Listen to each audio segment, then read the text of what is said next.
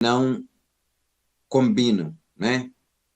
Há um tempo atrás, há um pouco tempo atrás, ou algum tempo atrás, nós havíamos falar muito sobre isso, né? Que o anjo de guarda não combinou e que não fui com a cara do fulano, não fui com a cara do ciclano, era mais ou menos por aí, né?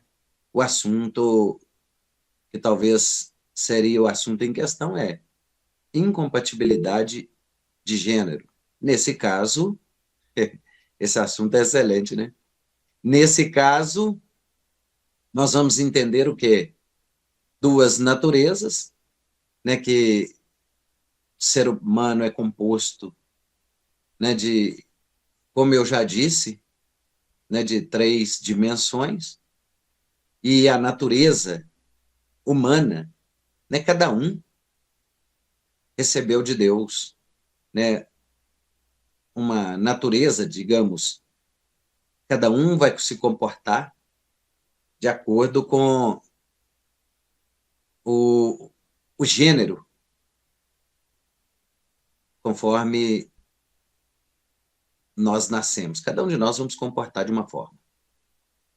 Mas nós vamos aprender isso hoje, nós vamos falar desse assunto na questão vida conjugal, né? Vamos falar de duas naturezas, homem e mulher, e quando se encontram, talvez entendendo que isto é um propósito de Deus e entendendo também que eu posso ter dado uma ajudinha para Deus. Como é dar uma ajuda para Deus conforme nossa forma de agir, de pensar ou de querer? Algo sobre que algo ocorra sobre nossas vidas ou querer talvez é, adquirir ou manter ou ter um relacionamento independente da vontade de Deus ou do conselho de alguém, dos nossos pais. Às vezes contraímos um matrimônio, talvez por uma paixão desenfreada, uma cegueira que a paixão traz, e de repente nós não consultamos a Deus, não ouvimos ninguém, e a paixão tem essa propriedade de causar uma cegueira nas pessoas, e as pessoas não conseguem enxergar, às vezes, uma dificuldade. Ou vamos chamar até de defeito da pessoa em questão, porque quando a paixão quando ela aflora, ela nos cega. E a cegueira da paixão faz nós deixarmos de ver, às vezes, alguma dificuldade ou alguma, digamos assim, alguma fraqueza ou qualquer coisa que o outro pode, às vezes, produzir ou praticar, mas nós achamos até bonitinho. Olha que legal. Tem esse defeitinho aí, mas isso aí não é nada. E alguns e algumas pensam assim, ó, depois que eu casar, eu coloco ele na linha. Depois que eu casar, eu coloco ela na linha, ela vai andar. A maioria dos erros que nós cometemos é pensarmos que podemos mudar alguém. Às vezes, algumas pessoas mudam, talvez como eu disse aqui, na cegueira da paixão. E algumas pessoas mudam por algum tempo, mas aquilo fica retraído dentro da pessoa. E como eu digo sempre, eu tive um pastor que ele falava, né, da velha natureza humana, do velho homem. Aquele que talvez por um motivo, por um interesse, nós o dominamos ou o adormecemos por um tempo. Mas o dia que alguma coisa sair contrário a vontade dessa pessoa, a velha natureza humana aflora, ou o velho homem. Nós aprendemos, segundo a palavra de Deus, no livro de Gênesis, quando Deus criou todas as coisas. E Deus criou tudo que havia a palavra diz que a última coisa que Deus criou, ou melhor, talvez a sua mais perfeita criação. Porque Deus, quando criou o homem, ele criou ele com muita raiva de Satanás. Por causa daquele plano mirabolante do nosso adversário de querer ser mais do que Deus ou tomar o lugar de Deus.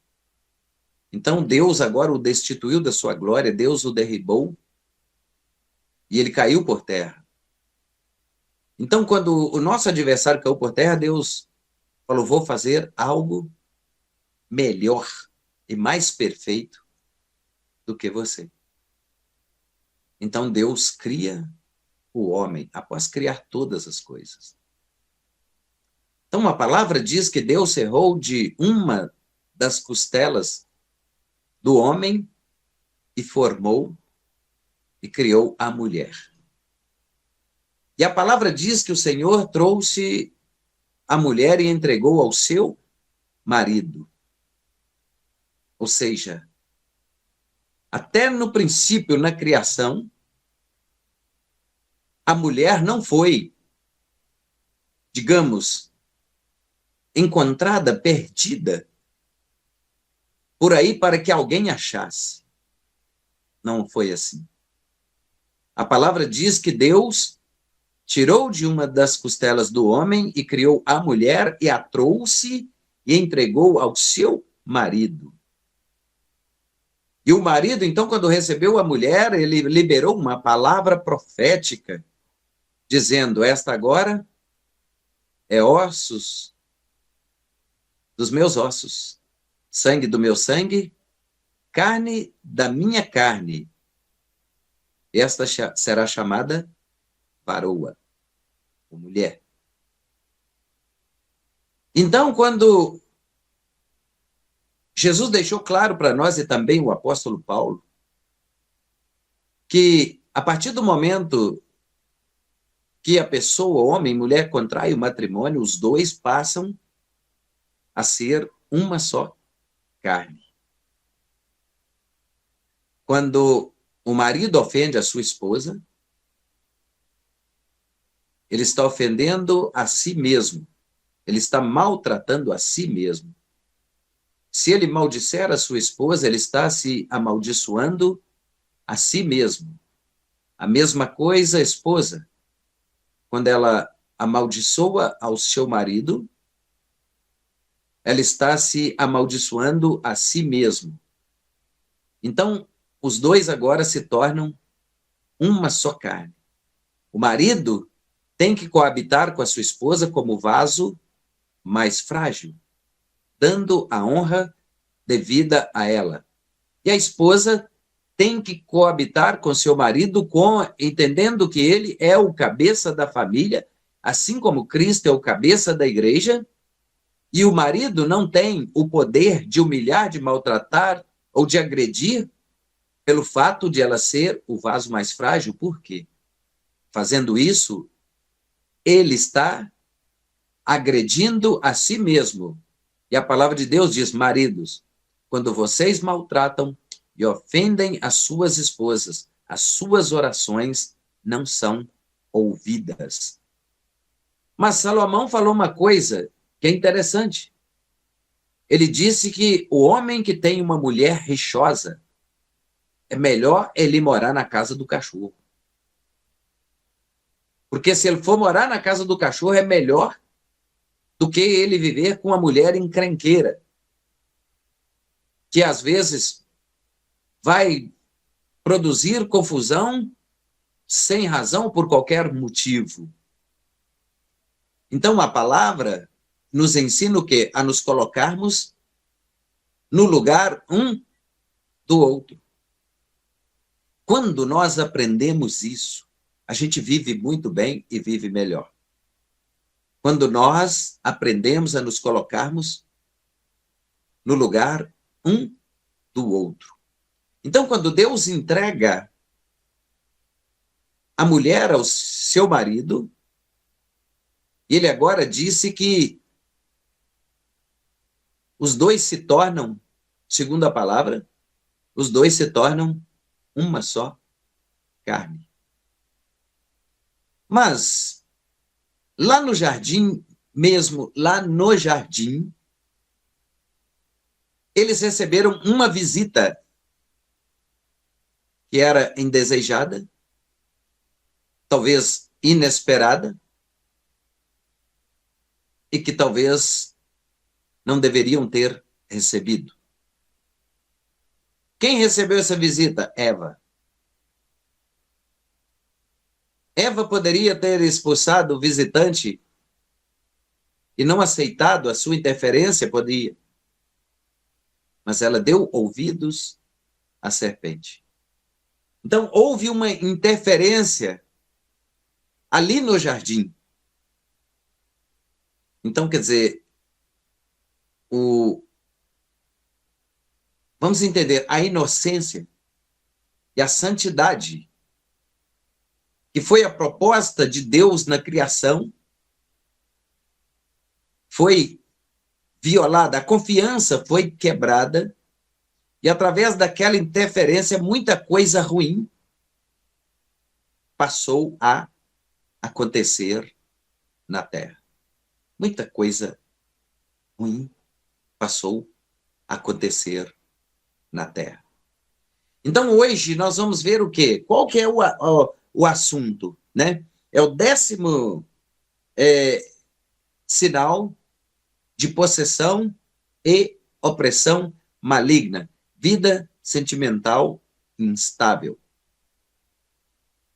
Eu me lembro, eu creio que eu tinha 17, talvez 17 para 18 anos ou menos que isso. Eu fui tentar arrumar uma namorada. E um dia eu decidi, com muito medo, muita preocupação de ir, mas fui convidado para ir na casa da moça com um irmão dela. Eu fui com muito medo, porque eu ia conhecer o pai dela. E eu cheguei, ela não estava em casa, ela tinha saído. E o pai dela pegou e falou comigo assim: você deu sorte que a Maria não está aqui. Porque se ela tivesse aqui, você teria que comer 1 quilo de sal. Porque o teste para namorar aqui em casa é este. É comer 1 quilo de sal. E eu fiquei pensando, misericórdia, graças a Deus que ela não estava. Não voltei lá mais. Mas nós aprendemos que na vida a dois, a partir do momento que contraímos o matrimônio, é muito certo essa frase, ou esse dito popular que os dois passam a conhecer um ao outro a partir do momento que eles comem 1 quilo de sal juntos. Normalmente, um casal vivendo a vida 2 em uma casa, eles vão levar aí de 8 meses a 1 ano para comer 1 quilo de sal. É o tempo suficiente para que a incompatibilidade dos gêneros sejam afloradas ou passam a ser conhecidas. Agora, a tolerância já começa a diminuir. Às vezes, digamos, aquela compreensão diante de algumas coisas já deixa de existir e agora é dente por dente e olho por olho. Aquilo que foi falado com juras de amor, aquele juramento feito diante do altar, quando o casal começa a sofrer algum tipo de interferência, isso fica esquecido. É um juramento que fazemos perante Deus, perante o altar, perante irmãos, perante testemunhos, perante familiares. E que é um juramento que, dependendo da interferência que sofremos, isso fica inválido ou fica em vão, porque sofremos interferências externas. Às vezes, pelo que pessoas falam, às vezes pela talvez a frustração de estar esperando talvez algo, algum tipo de comportamento que surgiu talvez com um efeito contrário. E daí começa as discussões, as desavenças, até mesmo o arrependimento de ter entrado num relacionamento. E por muitas vezes isso acontece muito, porque certamente, né, principalmente quando jovens, quando não houve pai e mãe, quando não houve conselho de pessoas, e mergulham no relacionamento sem medir as consequências, e foi um prato cheio para o adversário. E na maioria das vezes ainda tem uma contribuição de pai e de mãe. Quando fala, não vai, não entra nesse relacionamento, esse cara não presta. Isso não vai servir para você, você vai apanhar, você vai sofrer na mão desse camarada, dessa pessoa. Não entra nisso, não vai, não. É um conselho que automaticamente se transforma em maldição. Porque mesmo o pai e mãe proferindo essas palavras, a pessoa, então, ela vai ouvir, mas não vai dar crédito ou vai obedecer e já leva as consequências de quê?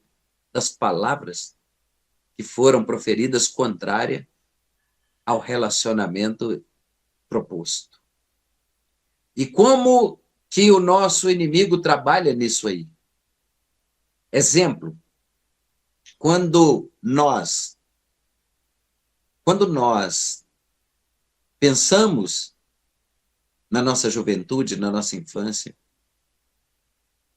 em contrair o matrimônio, porque é a ordem natural das coisas, todos vão ter que casar um dia, todos vão ter que constituir família, ninguém vai ter pai e mãe para sempre, então um dia cada um vai ter que alçar o seu voo, né, construir o seu ninho e também, né, construir a sua família, ter a sua família.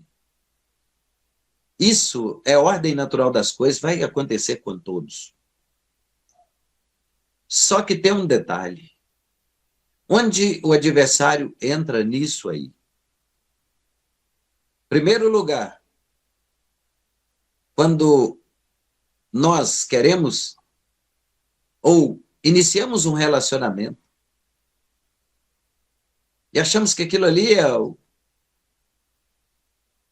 tudo de Deus para nós, assim, sem buscar a direção de Deus, mas não oramos, não buscamos o aval de Deus ou a aprovação de Deus para um relacionamento.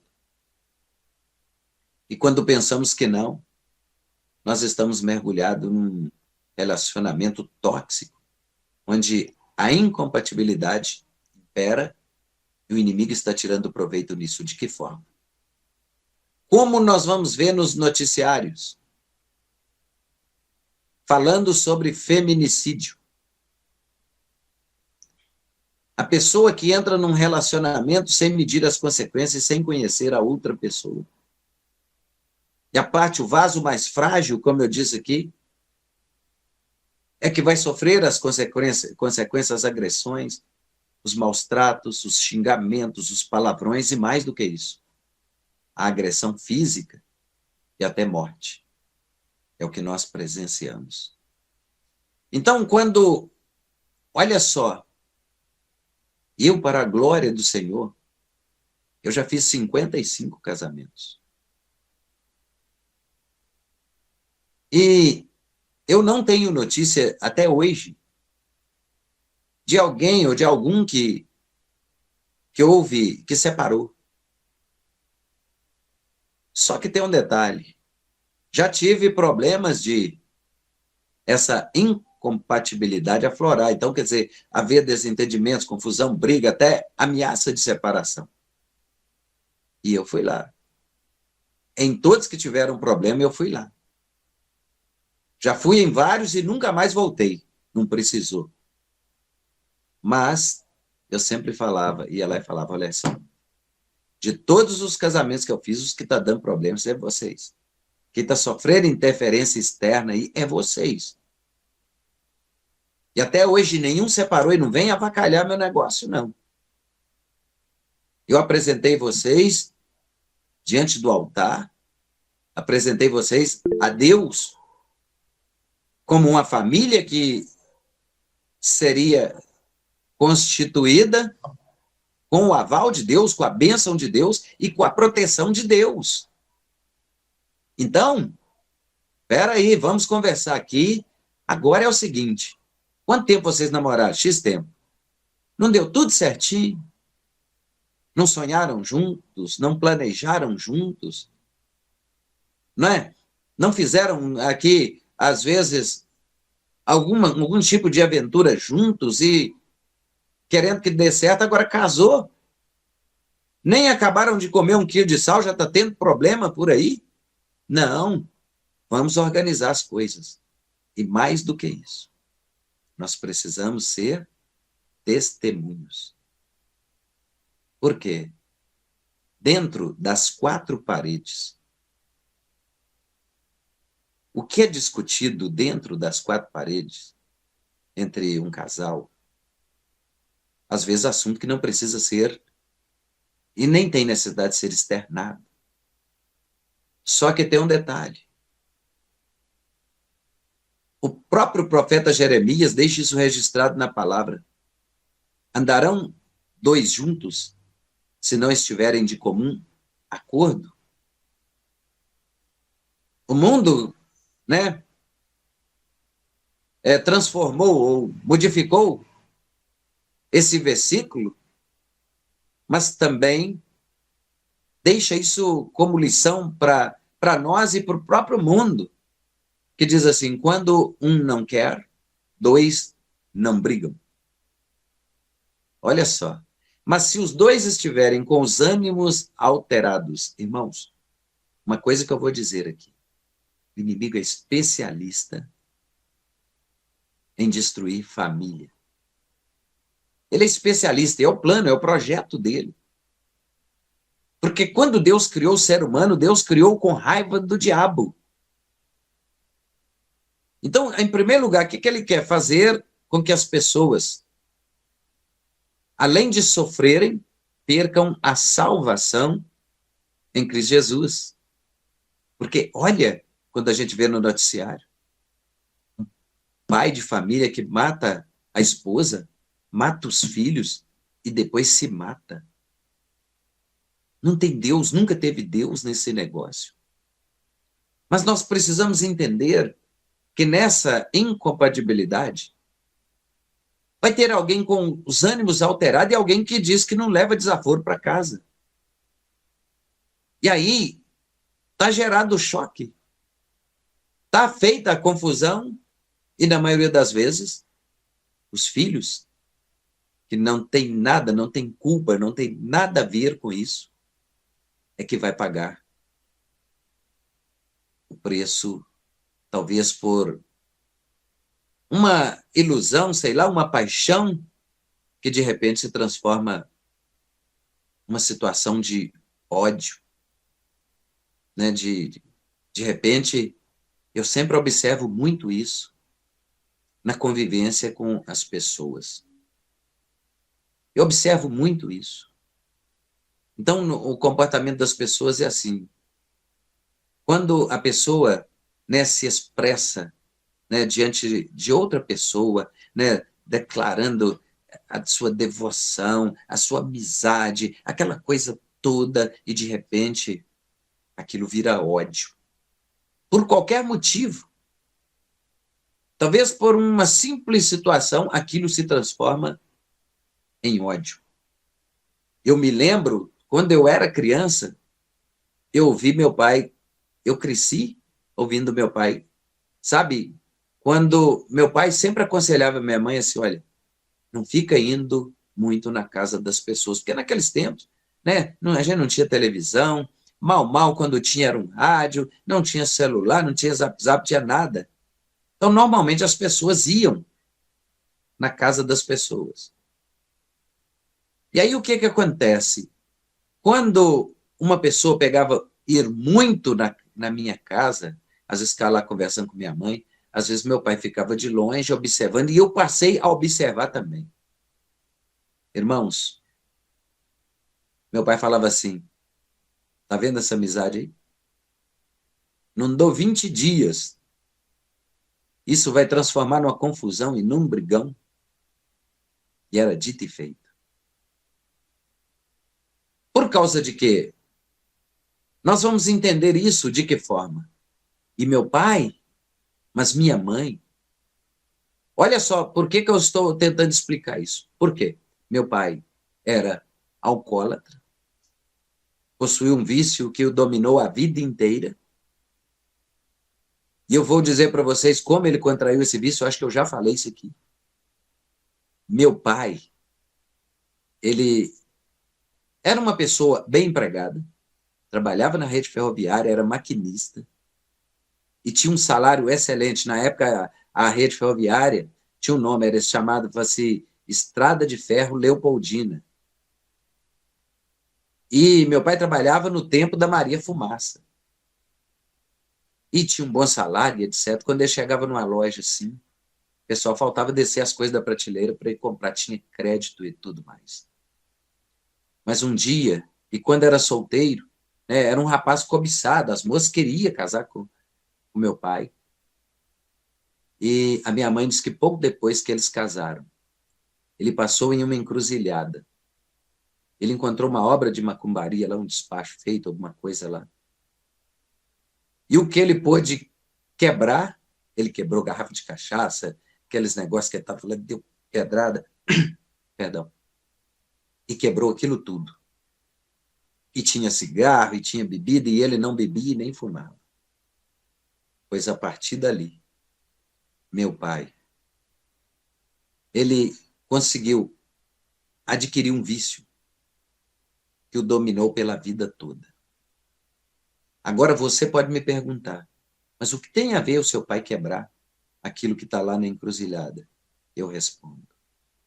Aquilo ali foi colocado por exigência de uma entidade. Essa entidade pode ter pedido isso para destruir o casamento de alguém, destruir a família de alguém, destruir a vida de alguém, ou até mesmo para matar alguém, ou até mesmo para libertar a pessoa de algum vício. Aquele foi o preço que alguém pagou ou ofereceu em forma de, talvez, de um sacrifício para se livrar de alguma coisa, de algo que eu falei aqui. E colocou lá. Sabe o que acontece? Está lá. Tem dono. Agora, vai alguém que não tem cobertura do sangue de Jesus. Vai alguém que não está coberto de oração, que não tem cobertura espiritual. E vai meter a mão naquilo ali, que tem um dono. Aí nós entramos aonde? Provérbios 26, 2. Maldição sem causa é como pássaro que voa sem direção. Maldição sem causa, ela não virá. Eu estou dizendo isso naquilo que meu pai pode ter contraído naquele momento. Mas eu posso estar dizendo isso para um casal que não tem cobertura do sangue de Jesus, que não tem cobertura de oração, que não sabe, né, nem quem é Jesus ou coisa e tal, e de repente recebe uma interferência no seu relacionamento, no seu matrimônio, não sabe que está recebendo essa interferência, os ânimos afloram e batem de frente um contra o outro, e de repente o inimigo está de fora dando risada. Quando nós precisamos entender uma coisa, nós, família, o inimigo vai trabalhar com tudo que ele tem para destruir aquilo que ele nunca teve, aquilo que ele nunca foi componente de uma família. Então, Deus o colocou aqui na terra como nosso adversário. Por quê? Um dia eu vi alguém falar assim, quanta coisa ruim acontece na terra, mesmo o povo sabendo que o inimigo está por aí, buscando situação, ocasião contra alguém ou contra a vida de alguém. E às vezes nós sabemos que o inimigo está por aí, então ele assopra alguma coisinha no nosso ouvido e aquilo já é motivo da Terceira Guerra Mundial. E nós precisamos ponderar, meditar, avaliar os prós e os contras, o que alguém falou, o que alguém deixou de falar, ou se é verdade ou não, porque tudo que ele quer é isso. E a coisa que me chama bastante atenção é aquilo que Jeremias falou. Andarão dois juntos se não estiverem de comum acordo? Ou seja, quando um não quer, dois não brigam. E quando, então, os ânimos alteram e bate de frente, que era o caso que eu ia citar aqui do meu pai, mas minha mãe, não é? Meu pai chegava bêbado a partir do momento que ele adquiriu o vício. Ele chegava bêbado. A minha mãe não deixava barato e já começava a confrontá-lo. Então, ele, né, alterado, né, que a pessoa, sob efeito de algo, ele fica totalmente alterado e fora de si. Então, ela provocava, afrontava e ele, então, revidava. E assim, eu cresci vivendo num ambiente de agressão, de xingamentos, de confusão, e em um ambiente que a qualquer hora poderia surgir uma morte. Hoje aprendemos segundo a palavra de Deus, não é? E quando alguém me procura, irmãos, para aconselhamento a respeito da vida a dois, quando tem agressão, quando envolve situação, às vezes, de ofensas e até incompatibilidade. Eu conheço muitos pastores que falam, não, a Bíblia falou que você não pode divorciar, que você não pode deixar o seu marido, que você casou, você tem que ir com ele como juramento que você fez no altar até que a morte o separe. Não é bem assim. Jesus falou que Moisés instituiu o divórcio por causa da dureza do coração do homem. Então, o que acontece? O divórcio está aí. E quando alguém me procura para aconselhamento, tem agressão física, porque às vezes a agressão verbal dói mais do que uma agressão física. Nenhum dos dois procede. Mas se está havendo esse tipo de situação, se há risco de agressão, até mesmo de morte, muitos pastores falam, não, você não pode separar que tal, porque não é ele que está lá apanhando. Não é ele que está lá sofrendo xingamentos ou maus tratos, ou às vezes vivendo numa vida onde a incompatibilidade impera. O que é que nós devemos fazer? Um dia eu pregava em uma igreja e eu contei uma história da moça que queria casar. E na sua oração para casar, ela falava, Senhor, manda o meu escolhido, que eu vou escolher. Quer dizer, ali era só mais ou menos digamos assim, uma apresentação a Deus, mas que tudo seria feito por ela. Manda o meu escolhido que eu vou escolher. E Deus, sabe, Deus é realizador de sonhos. E toda moça sonha, né, com o seu príncipe encantado, sonha que ele vem montado em um cavalo branco e etc e tal. E Deus prepara tudo. Então Deus preparou o príncipe para ela fez a oração lá meia atravessada, mas Deus mesmo assim preparou. Mas, quando eu falo aqui que das duas naturezas divinas, digamos assim, os dois maiores, né, vamos dizer assim, atributos de Deus, é amor e justiça. Deus é amor, mas aquele amor de Pai maravilhoso que nos dá a semente.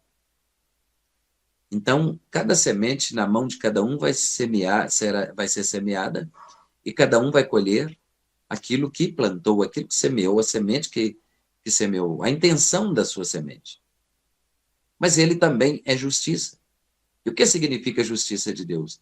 Significa que ele fará cumprir a sua justiça. Nós vamos colher o resultado da semente que plantamos. Então, plantamos, tem com ela a semeadura, ela é livre, mas a colheita, ela é certa. Então, quer dizer, o que ela semeou, as palavras, olha, eu quero o meu escolhido que eu vou escolher. Então, Deus preparou.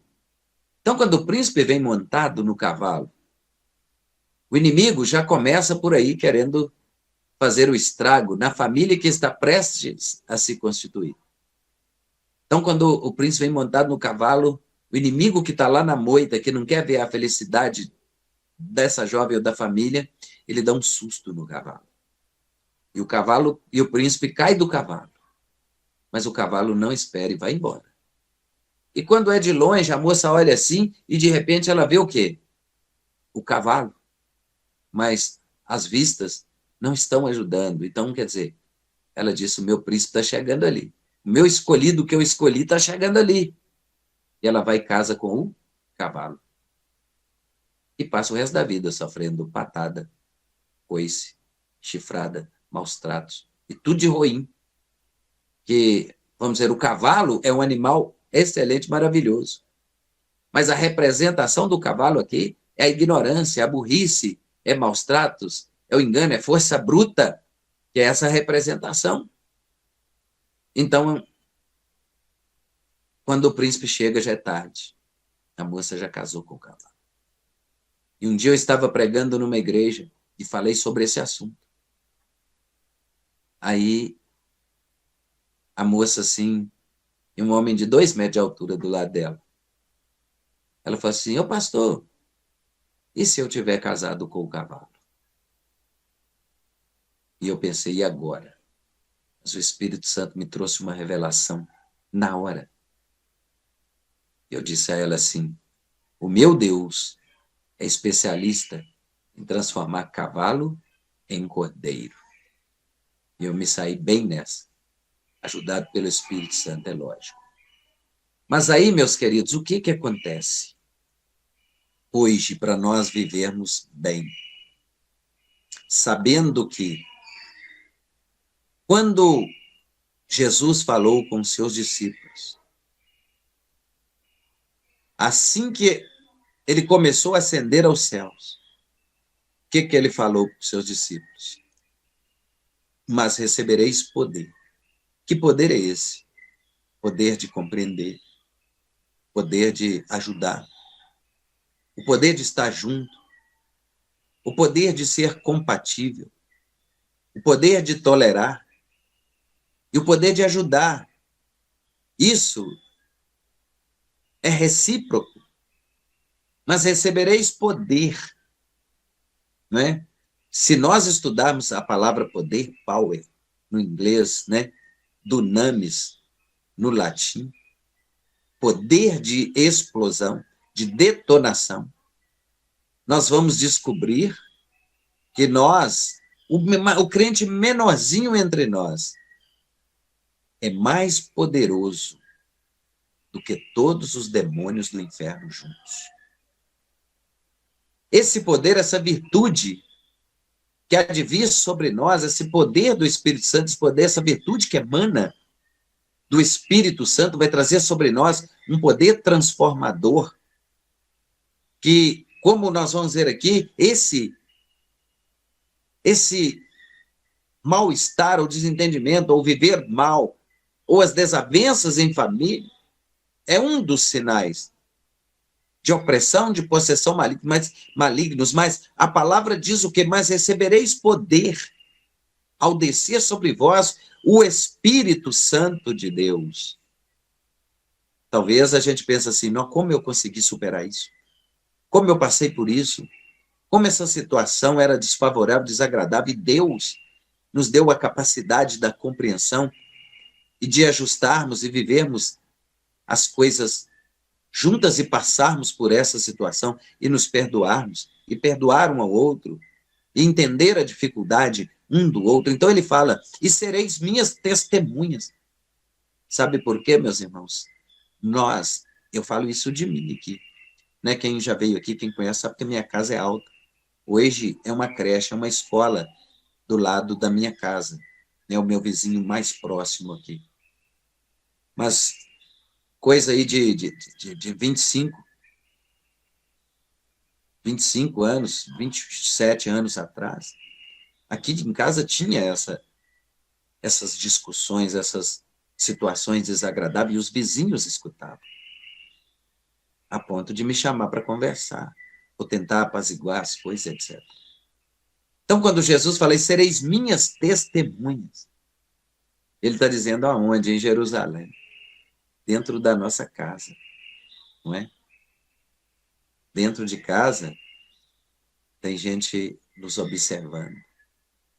Nós vamos ver testemunho de filho e falar assim, meu pai pode até ter brigado com a minha mãe, meu pai pode até ter discutido com a minha mãe, talvez em particular, em algum lugar reservado, nós nunca vimos meu pai alterar a voz para nossa mãe, nós nunca vimos meu pai agredir a nossa mãe. Em Jerusalém, é a nossa casa. E na Judéia. Onde é a Judéia? É o lugar que você vive. Pessoas vão buscar conselho em você. Pessoas vão se aconselhar com você. Vão te procurar.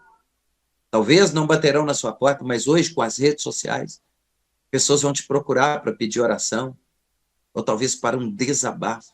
E a Judéia é isso, é o lugar que nós vivemos. As pessoas vão ter referência de nós, seremos referencial neste lugar. E a palavra diz também, e em Samaria. Por quê? Os samaritanos estão de olho no seu relacionamento, no seu matrimônio, no seu casamento. Com inveja, porque você tem uma vida abençoada, tem uma família abençoada. Vocês são prósperos, são abençoados. E vocês vivem bem, vivem uma vida de Deus, uma vida cuidada por Deus. É tudo mar de rosa? Claro que não. Às vezes vai ter situação que vai nos contrariar. Às vezes vai ter situação que vai ser desagradável. Mas os samaritanos estão de olho sobre o que nós vamos fazer na situação desagradável. Se nós vamos chutar o pau do barraco, se nós vamos, né, a fazer como diria, né, aquelas pessoas que gostam, vamos fazer um quiprocó, vamos botar a boca no trombone, vamos escandalizar. Não, samaritanos estão aí para isso, usados pelo adversário, esperando que um desses sinais ocorra na nossa vida. E depois Jesus disse assim, e até os confins da terra, onde vocês passarem, as pessoas vão ver, onde vocês passarem, que vocês são uma família constituída por Deus.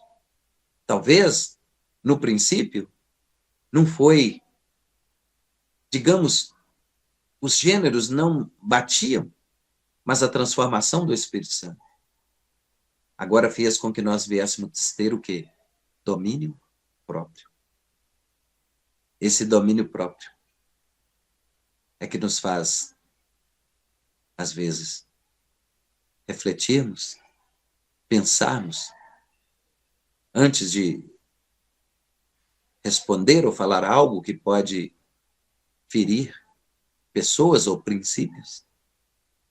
Esse domínio próprio é que faz de nós isentos de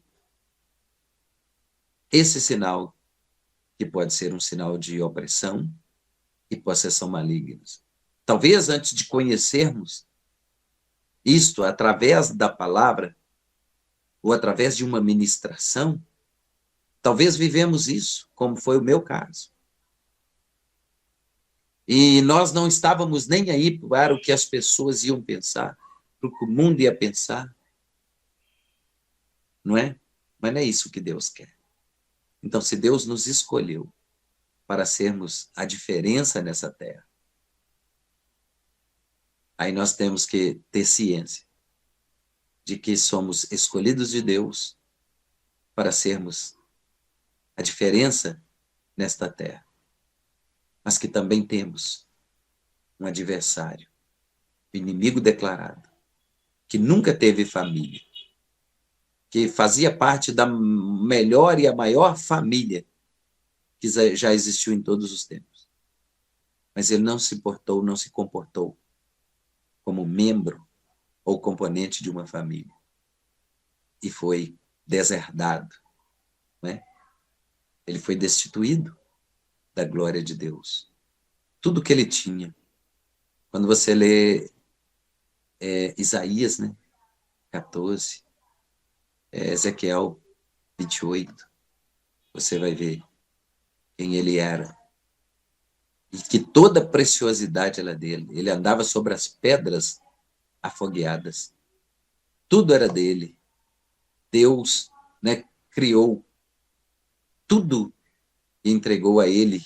E nas mãos dele